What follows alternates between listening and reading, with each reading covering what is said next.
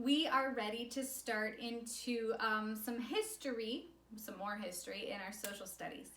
So we've been talking about early settlers, we've been talking a little bit about how they might travel, but we haven't gotten really in depth into where they may have come from. So we know, especially with Canada, our main languages are English and French. Most of the settlers who came from Europe came from England and France.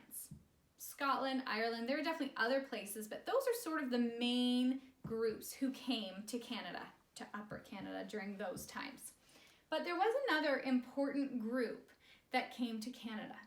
So, remember how I said we're going to start learning about Canada during this time period when America was just becoming a country? This is actually really important. So, I'm going to draw my very fancy looking map. It's not going to be fancy. So here's Canada.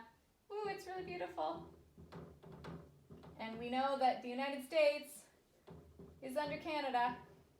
Neither of those countries were called those things, okay? It was not Canada yet. It was not the United States of America. America was still a British colony at this point. What does a British colony mean? Good question. So over here, we've got Britain. And there's a king in Britain, okay? So a colony just means that it's a place that this guy is still in charge of.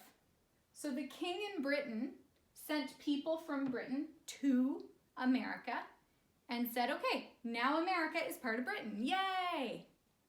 So it'd be like, let's put it in school terms. Let's imagine that each of our classes at school is a different little colony.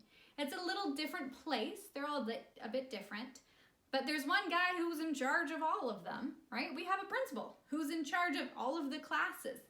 He's kind of like Britain, sort of. So Britain is in charge of all of these people. Britain has sent people to the US. Britain has sent people to Canada, and Britain is still in charge. Well, here's where it starts to get a little tricky. America doesn't like this. There's all these people in the States. Here's my very nice people. And they're saying, how come the king across the ocean gets to be in charge of us? How is that fair? We don't want to keep sending money across the ocean so he can rule over us. We don't need him in charge anymore.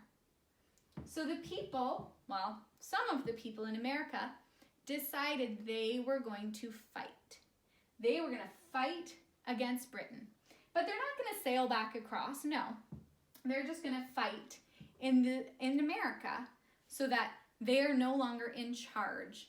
So that Britain is no longer in charge of them. This is called the American Revolution. You might have heard of it. It's kind of an important thing.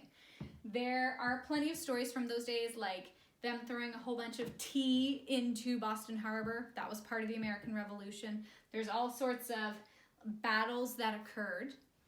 But here's what happened. So there's these guys who are like, we're angry. Let's give them angry eyebrows. But there's still people in America who are happy, who are like, whoa, why are we fighting against Britain? I like Britain. And so the happy guys, they fought for Britain. So we have the angry Americans who want to be free, but we also have the happy Americans who just didn't want America to be free. They thought being part of Britain was fine. So these groups fought. Grr, big fight, angry fight. It's a war. And then, guess which side won? Well, is America still a part of Britain? No. So these guys who were like, we don't want Britain to be in charge of us anymore, they won. Yay, America is a free country. They can do whatever they want now. What happens to these people? Do they just go on and they're like, okay, cool, we lost. We're just going to stay living here. No problem. No. So these people, and we're going to call them, well, we do call them this. Everybody calls them this. They're called the Loyalists. They are loyal to Britain. And they, all of a sudden, found themselves in America, and they're the losers. They lost the war, and around them are all these people who won the war. Do they think that everyone around them is just going to be like, oh, you tried to kill me the other day, but that's fine. We're all going to get along now. No. They lost the war, and now they can't just hang out with everybody and be friends. That's not how it works. So these loyalists needed to get out of there.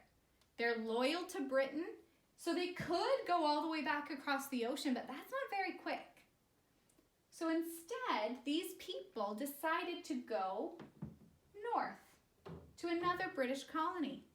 Canada is still part of Great Britain. We have people in our government who are the Queen's representative in Canada. That's our Governor General. Okay, we mostly do everything just on our own. We don't ask Britain permission very much, but we sort of officially ask permission and they say yes all the time. So we're still part of, it's called the Commonwealth, the group of countries that are associated with Britain. We're still in there today. So these loyalists, these British people who fought against the Americans, they decided to come to Canada. So we have early settlers who've come across the ocean, but we also have a large number of early settlers who have come from America because they just lost the war. Interestingly enough, in this group, in the Loyalist group, there was actually a lot of African American people because many of them were in the southern states as slaves. They escaped, they fought for Britain, and then when they lost, they came north. So Canada has actually been fairly multicultural since the beginning of when it became a country. That does not mean that Canada gave Black people all of the rights that they should have had at the beginning of when Canada became a country. They didn't. But we don't have the same history of slavery that America does. America has a really messed up history there.